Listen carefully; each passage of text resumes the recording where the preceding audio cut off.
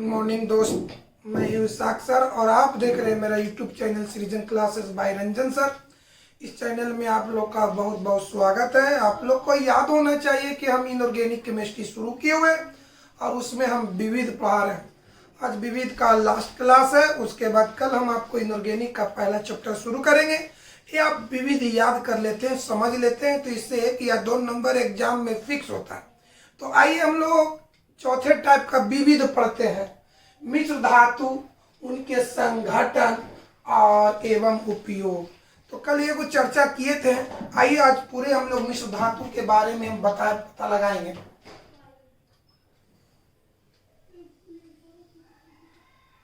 चलिए, ये हो गया मिश्र धातु का नाम। थोड़ा सा और इधर करें।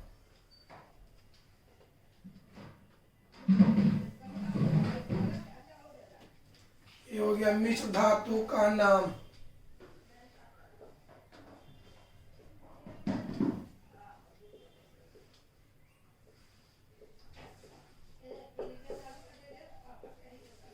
मिश्र धातु का नाम, इसके अंदर लिख दीजिए संघटन,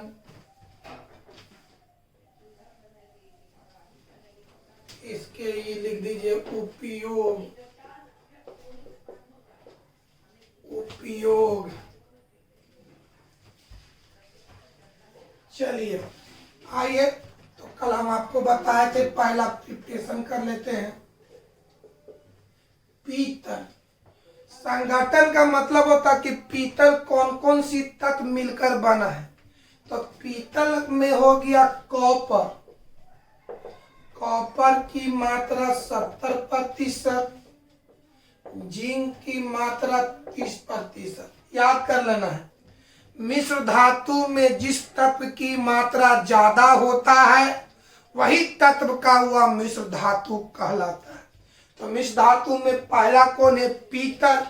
पीतल में सबसे कॉपर की मात्रा 70 और 30 की जिंक की मात्रा 30। तो ज्यादा कौन है? बोलो कॉपर। यानी पीतल जो है कॉपर का मिश्र धातु होता है।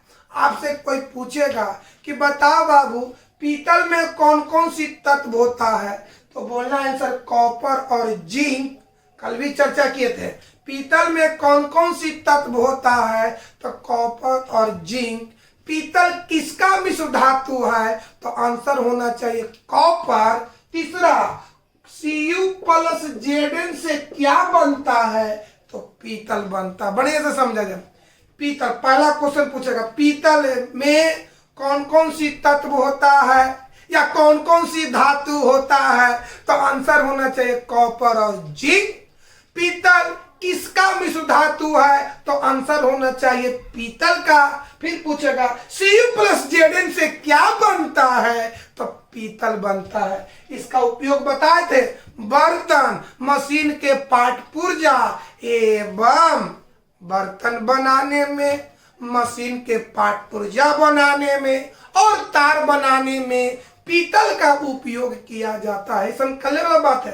पहले ऑब्जेक्टिव के रूप में पीतल में कौन कौन सी तत्व पाया जाता, तो आंसर होना चाहिए कॉपर और जिंक। दूसरा क्वेश्चन, पीतल किसका मिश्र धातु है, तो आंसर होना चाहिए कॉपर का। फिर बोलेगा Cu+Zn से बनता है, तो आंसर होना चाहिए पीतल का। अगर 2 नंबर का क्वेश्चन आ जाए पीतल क्या है, पीतल से आप क्या समझते हैं, पीतल को अपने शब्दों में वर्णन करें, पीतल की व्याख्या करें, तो क्या लिखेंगे आंसर बाबू? बताओ कैसे लिखेंगे? पीतल कॉपर का प्रमुख मिश्र धातु है। पीतल कॉपर का, अगर एग्जाम में आ जाए कि पीतल क्या है, पीतल की व्याख्या करें, पीतल से आप क्या समझते हैं, तो क्या लिखेंगे बताओ बढ़िया से? पीतल कॉपर का प्रमुख मिश्र धातु है, जिसमें कॉपर की मात्रा 70% और जिंक की मात्रा 30% होता है। इसका उपयोग तार बनाने में, मशीन के पार्ट पुर्जा बनाने में और बर्तन बनाने में किया जाता है। कोई दिक्कत है, कोई प्रॉब्लम? अब आइए इसी बात को आगे चलिए, क्या क्या इसका उपयोग है बाबू? तार,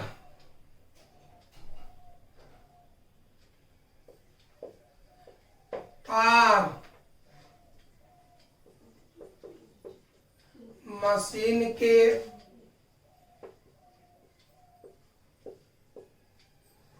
पाठ पुर्जा, मशीन के पाठ पुर्जा एवं बर्तन बनाने में, चलिए एक कल की बात थी, अब चलिए कांसा,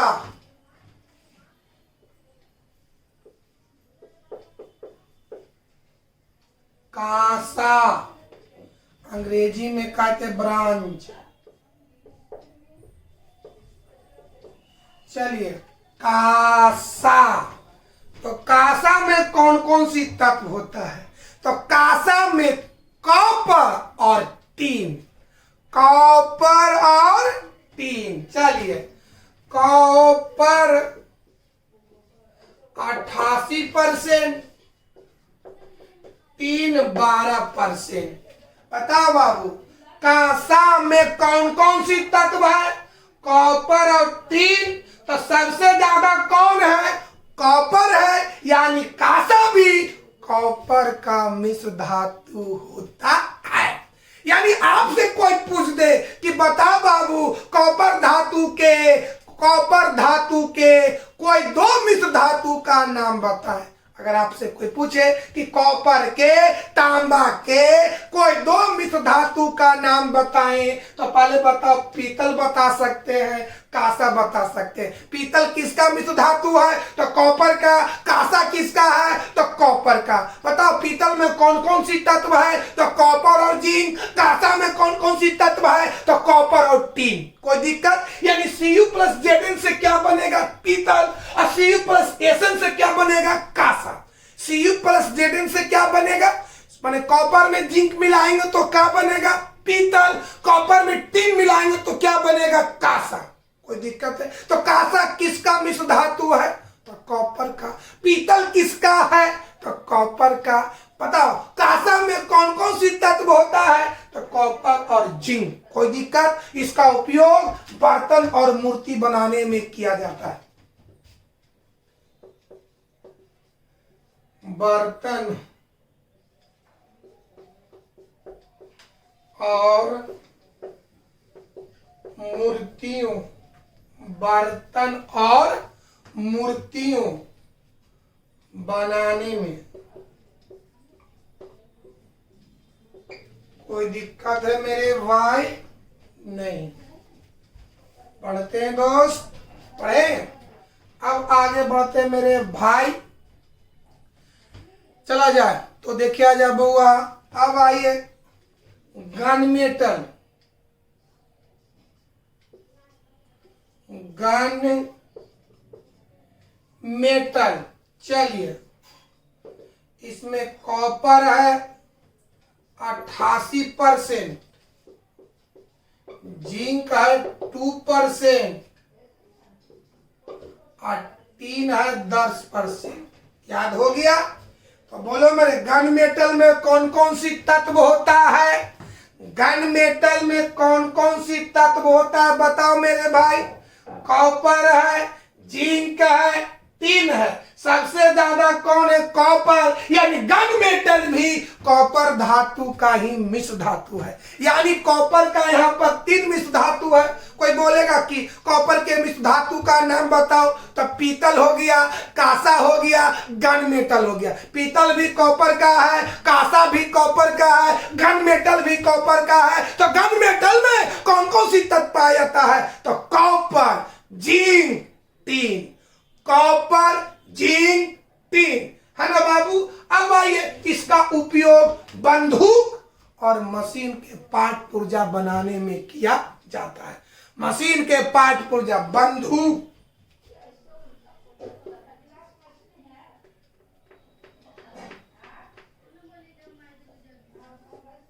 बंदूक और मशीन के पार्ट पुर्जा बनाने में। याद किया जाए, गन मेटल किसका मिश्र धातु है?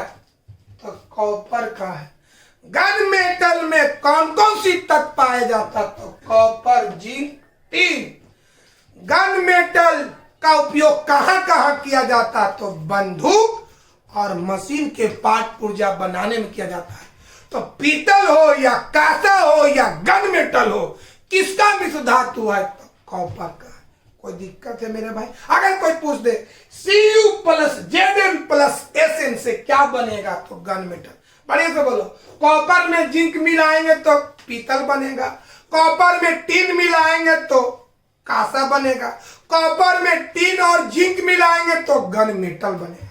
कोई दिक्कत है? आप इसको देखिए बाबू एक नजर।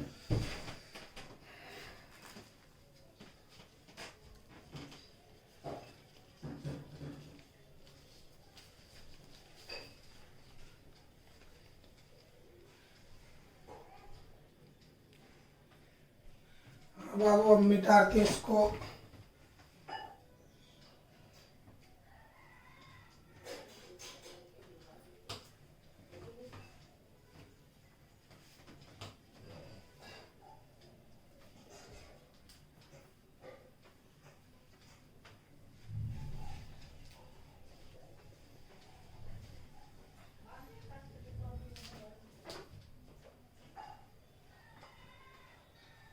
चलिए तीसरा देखिए, German silver.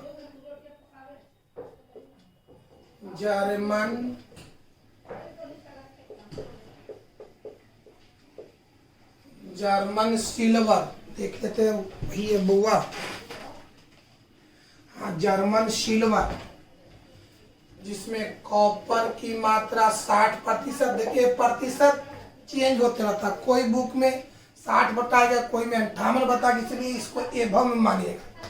Copper 60%, zinc 20%, nickel 20%। याद हुआ? यानी कॉपर में जिंक और निकेल, बढ़िया से याद करो, कॉपर में जिंक और निकेल को मिलाएंगे तो जर्मन सिल्वर बनता है। इसमें सबसे ज्यादा परसेंटेज किसका है? कॉपर का। यानी जर्मन सिल्वर भी कॉपर धातु का मिश्र धातु है। याद करो ऊपर से बाबू। अगर हम कॉपर में केवल जिंक मिलाते हैं तो पीतल बनेगा, अगर कॉपर में हम केवल टिन मिलाते हैं तो कांसा बनेगा, अगर कॉपर में जिंक और टिन दोनों मिलाते हैं तो गन मेटल बनेगा, अगर कॉपर में जिंक और निकेल मिलाते हैं तो जर्मन सिल्वर बनेगा। याद किया जाए बढ़िया से बताओ। कॉपर में जिंक मिलाएं तो पीतल, कॉपर में जिंक मिलाएं तो पीतल, कॉपर में टिन मिलाएं तो कांसा, कॉपर में जिंक और टिन मिलाएं तो गन मेटल, कॉपर में जिंक और निकेल मिलाएं तो जर्मन सिल्वर। तो पीतल हो या कांसा हो या गन मेटल हो या जर्मन सिल्वर हो, ये सभी कॉपर धातु का मिश्र धातु है। तो आइए, जर्मन सिल्वर का उपयोग बर्तन और मूर्ति बनाने में किया जाता है। आइए बाबू, बर्तन एवं मूर्तियों बनाने में। आइए दोस्त अगला, एल्युमिनियम।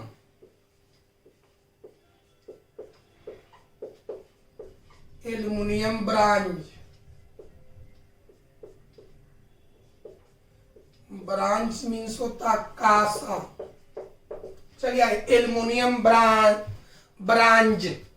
एल्युमिनियम ब्रॉन्ज पढ़े या ब्रांज पढ़े? एल्युमिनियम ब्रांज, जिसमें कॉपर होगा 90%, कॉपर 90% और एल्युमिनियम 10%। अब आइए बाबू, एल्युमिनियम ब्रॉन्ज भी पता, इसमें सबसे ज्यादा मात्रा में कौन है बाबू?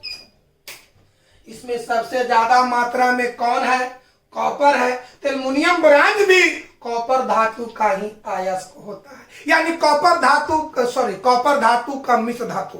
तो कॉपर का मिश्र धातु केगो हो गया, एगो पीतल हो गया, एगो कांसा हो गया, एगो गन मेटल हो गया, एगो जर्मन सिल्वर हो गया, एगो एल्युमिनियम ब्रांज हो गया। कोई दिक्कत है? सब याद किया जाए मेरे भाई, बढ़िया से याद किया जाए एकदम।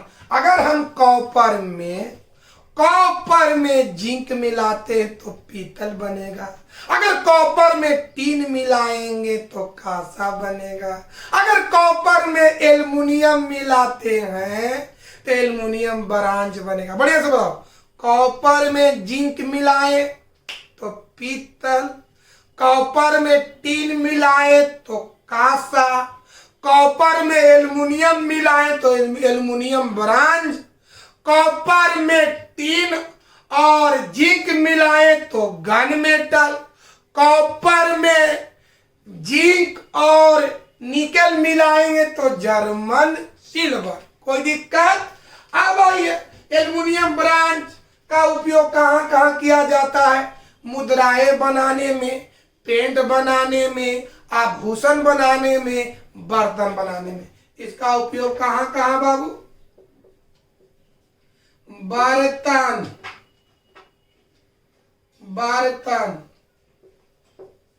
आभूषण, पेंट, मुद्राएं इत्यादि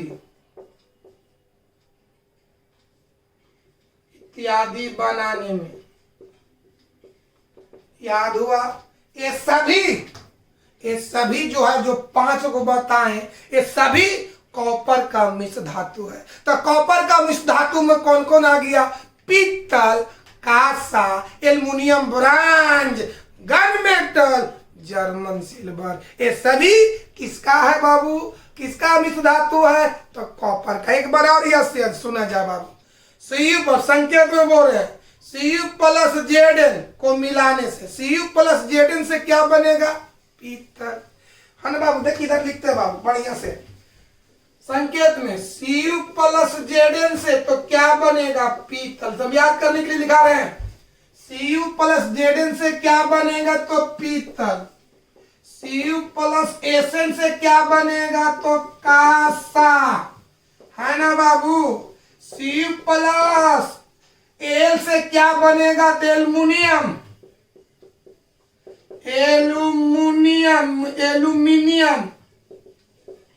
ब्रांज।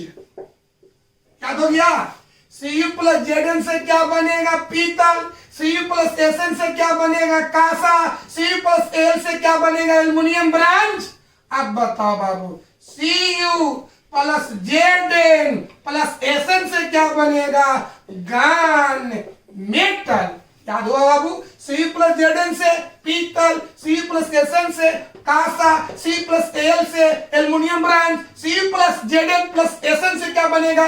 Gun metal. ये सभी किसका मिश्र धातु है? कॉपर का मिश्र धातु है। तो आइए हम आगे बढ़ते हैं बाबा, इसको मिटाते हैं दोस्त।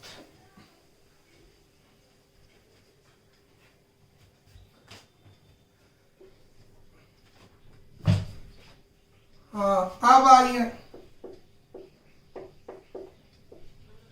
सोल्डर, जिसमें लेड धातु है 68% और टीन धातु हो गया 32%। यानी सोल्डर का नाम सुने होंगे बाबू। अगर लेड में हम टीन को मिला देते तो सोल्डर का उपयोग विद्युतीय संबंध में, विद्युतीय क्षेत्र में किया जाता है। आइए विद्युतीय क्षेत्र के संबंध में, विद्युतीय क्षेत्र के संबंध में उम्मीद करते हैं कि अब समझ में आएगा। बताओ बाबू, सोल्डर में बताओ, सोल्डर में कौन कौन सी तत्व होता है? तो लेड और टीन, इसमें दोनों में कौन मात्रा ज्यादा है? तो लेड, यानी सोल्डर जो हो गया लेड धातु का, लेड का मिश्र धातु है। कोई बोलेगा कि लेड के एक मिश्र धातु का नाम बताओ, तो क्या बताएंगे? सोल्डर। इसको बढ़िया से देखिए आप लोग बाबू,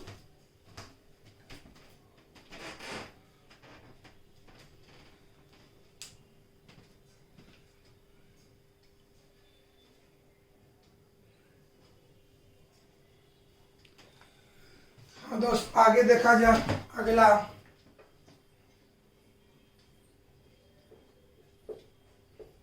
मैग्नीशियम। मैग्नीशियम भी एक प्रकार का मिश्र धातु है। अब सवाल उठता है कि किसका है, तो जिसका परसेंटेज होगा उसका होगा। तो आइए इसमें एल्युमिनियम 85% और मैग्नीशियम 5%। यानी मैग्नीशियम में कौन कौन सा तत्व है? एल्युमिनियम और मैग्नीशियम।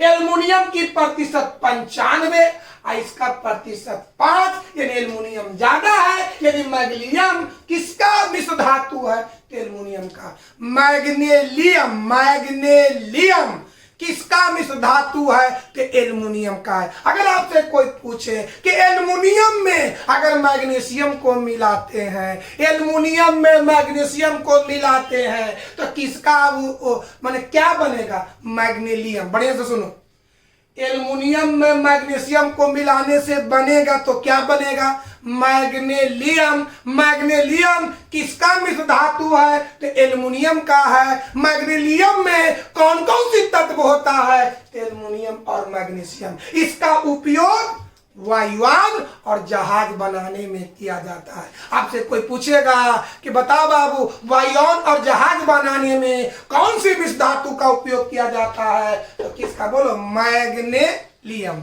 याद किया जाए, कैसे कैसे क्वेश्चन पूछेगा। Al प्लस Mg से बनेगा तो क्या बनेगा? Al प्लस Mg से बनेगा तो क्या बनेगा? मैग्नीशियम। मैग्नीशियम में कौन कौन सा तत्व है? एल्युमिनियम और मैग्नीशियम। मैग्नीशियम किसका मिश्र धातु है? तो एल्युमिनियम का है। इसका उपयोग कहां कहां किया जाता है? तो वायुयान एवं जहाज बनाने में। आइए, वायुयान एवं जहाज बनाने में। चलिए अगला देखिए, ड्यूरेलियम।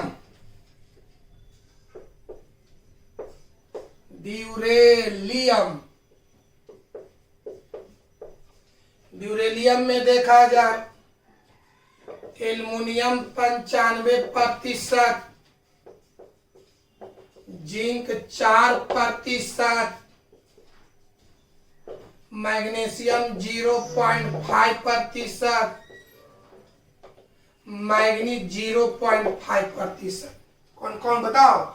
ड्यूरेलियम में कौन कौन सी तत्व है? एल्युमिनियम है, जिंक है, मैग्नीशियम है, मैग्नीज है। याद हो गया बाबू? जिसमें सबसे ज्यादा कौन है? एल्युमिनियम। यानी ड्यूरेलियम भी किसका मिश्र धातु है? तो एल्युमिनियम का। यानी यहाँ पर एल्युमिनियम का 2 मिश्र धातु आया। एगो पहला कोची है मैग्नीशियम और दूसरा कोची है ड्यूरेलियम।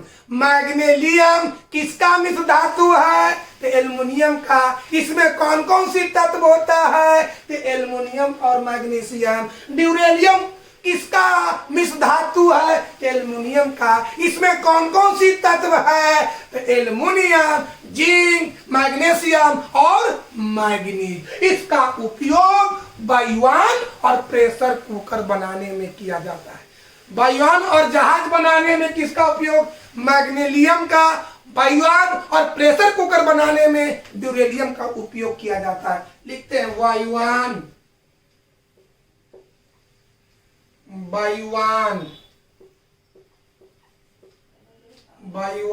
एवं प्रेशर कुकर बनाने में। याद हुआ बाबू?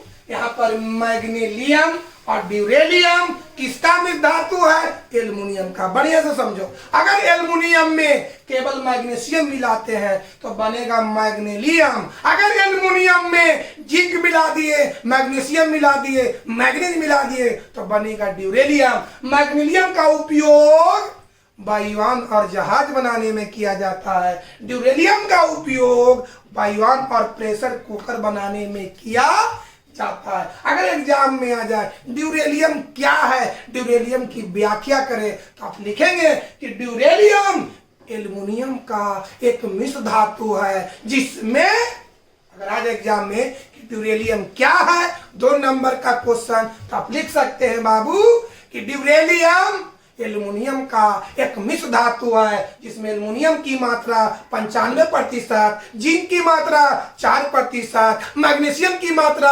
0.5% और मैग्नीज की मात्रा 0.5% होता है। इसका उपयोग विशेष रूप से वायुयान एवं प्रेशर कुकर बनाने में किया जाता है। कोई दिक्कत है मेरे भाई? कोई प्रॉब्लम, कोई दिक्कत? इसको देखिए बढ़िया से बाबू। आइए उसके बाद और देखते हैं दोस्त, बढ़िया से देखो इसको।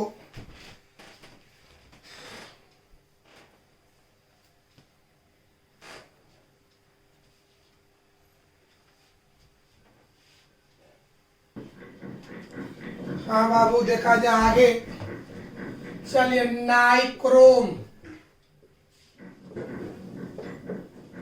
नाइक्रोम, नाइक्रोम में सबसे ज्यादा मात्रा होता है निकेल का, जो 58 से 62% होता है। इसके अलावा इसमें लोहा होता है, इस सब का परसेंटेज फिक्स नहीं है। इसके अलावा इसमें लोहा होगा, क्रोमियम होगा, कार्बन होगा, जिंक होगा, मैग्नीज होगा, SiO2 माने सिलिका। पता बाबू नाइक्रोम में सबसे ज्यादा किसकी मात्रा है? निकेल का। तो कोई पूछेगा कि नाइक्रोम किसका मिश्र धातु है, तो निकेल का। नाइक्रोम में कौन कौन सी तत्व होता है? कौन कौन? Nickel, iron, chromium, carbon, zinc, magnesium और सिलिका। सिलिका मतलब बालू, इसमें बालू का भी मात्रा होता है। याद होगा मेरे भाई, नाइक्रोम में सबसे ज्यादा किसकी मात्रा होता है? तो निकेल का। कोई पूछेगा कि नाइक्रोम, नाइक्रोम है ना बाबू, नाइक्रोम किसका मिश्र धातु है? तो निकेल का है। नाइक्रोम में सबसे ज्यादा मात्रा में कौन पाया जाता? तो निकेल का। इसका उपयोग इसका उपयोग किया जाता है, बताओ मेरे भाई। इसका उपयोग आभूषण बनाने में, मुद्राएं बनाने में, बर्तन बनाने में, पेंट बनाने में, क्या क्या एक बार देख लिया जाते हैं बुआ। हाँ, इसका उपयोग बर्तन बनाने में, पेंट बनाने में, आभूषण बनाने में, मुद्राएं बनाने में और विद्युतीय उपकरण बनाने में किया जाता है। अगर एग्जाम में आ जाए कि नाइक्रोम क्या है, क्वेश्चन पूछ सकता है नाइक्रोम क्या है, नाइक्रोम से आप क्या समझते हैं, तो इसको लिख सकते हैं मेरे भाई कि नाइक्रोम निकेल का मिश्र धातु है जिसमें निकेल की मात्रा सबसे अधिक पाया जाता है। इसके अलावा सुनिए क्वेश्चन क्या है, पहले बढ़िया से बताओ। नाइक्रोम, नाइक्रोम किसका मिश्र धातु है? निकेल का। निकेल के अलावा उसमें कोची कोची होता है? लोहा होता है, क्रोमियम होता है, कार्बन होता है, जिंक होता है। कोची कोची? लोहा, क्रोमियम, कार्बन, जिंक, मैग्नीज और सिलिका होता है। कोई दिक्कत बाबू? इसका उपयोग पेंट, आभूषण, मुद्राएं, है ना, पेंट, आभूषण, मुद्राएं, बर्तन एवं विद्युतीय उपकरण बनाने में किया जाता है। तो अगर एग्जाम में आ जाए, पहले ऑब्जेक्टिव, नाइक्रोम किसका मिश्र धातु होता है? तो निकेल का। कोई दिक्कत है ना बाबू? फिर पूछेगा कि नाइक्रोम का उपयोग कहाँ क्या किया जाता है?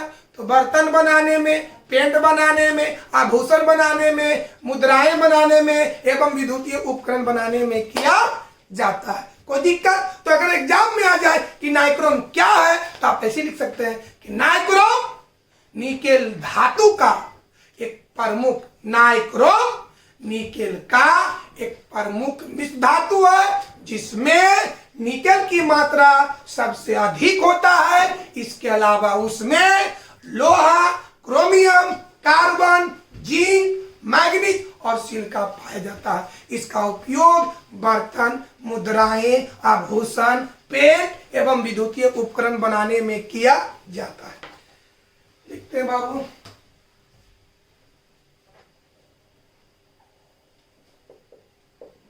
बर्तन, पेंट,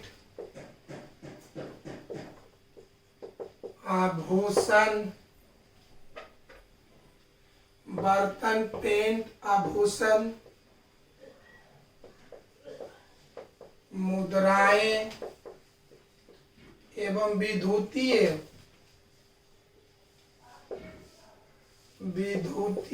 उपकरण बनाने में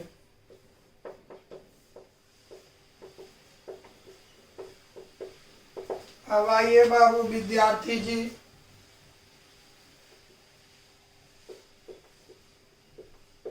मैग्नीज स्टील,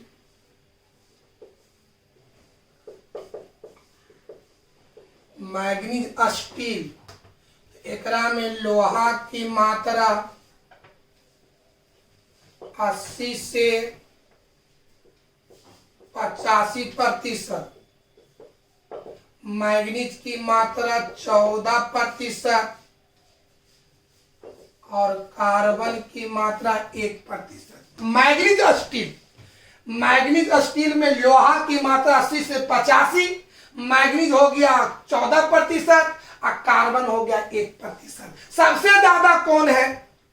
सबसे ज्यादा कौन है? लोहा। यानी मैग्नीज स्टील किसका मिश्र धातु है? तो लोहा का है। इसका उपयोग तिजोरी एवं रेलगाड़ी को पटहा, इसका उपयोग तिजोरी बनाने में किया जाता है और रेल के पटरियों से युक्त मशीन बनाने में किया जाता है। यानी इसका उपयोग कहाँ कहाँ किया जाता है बाबू? तिजोरी बनाने में और रेलगाड़ियों की रेल की या रेलगाड़ी के पटरियों से युक्त मशीनों बनाने में किया जाता है। तो बताओ मैग्नीज स्टील किसका मिश्र धातु है?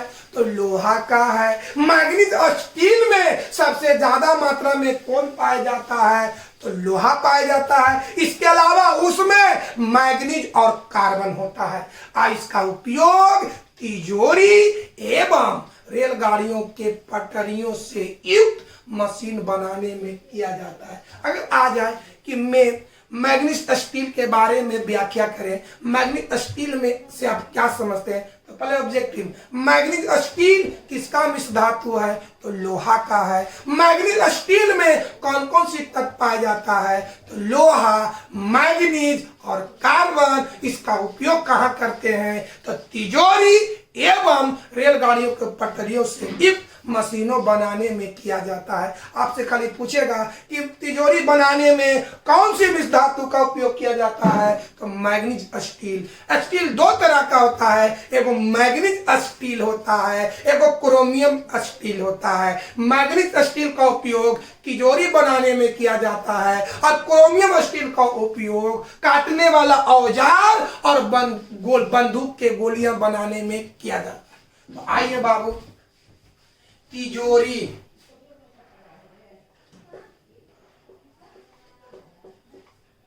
तिजोरी एवं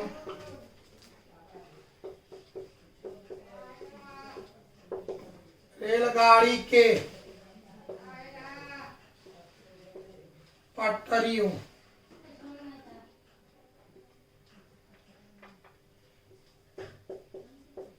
रेलगाड़ी के पटरियों से एक मशीन बनाने में। अब आइए क्रोमियम स्टील, क्रोमियम स्टील। चलिए, एकरा में लोहा जो होता है 90 से 95%, क्रोमियम जो होता है 2.4%, कार्बन जो होता है 1.5%। इसका उपयोग किया जाता है मेरे भाई काटने वाला औजार, काटने वाला औजार एवं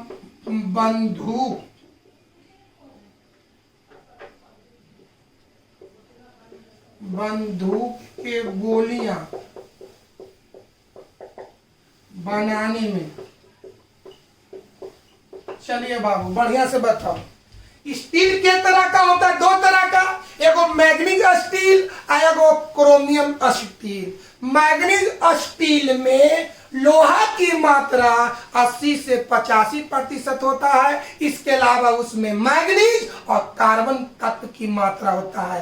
क्रोमियम स्टील में लोहा की मात्रा 90 से 95% होती है। इसके अलावा उसमें क्रोमियम और कार्बन होता है। याद किया जाए, मैग्नीज स्टील में किस तत्व की मात्रा ज्यादा होता है? तो लोहा का। लोहा के अलावा उसमें होता है मैग्नीज और कार्बन। क्रोमियम स्टील में ज्यादा मात्रा में होता है कौन कौन? ज्यादा मात्रा में लोहा, इसके अलावा क्रोमियम और कार्बन होता है।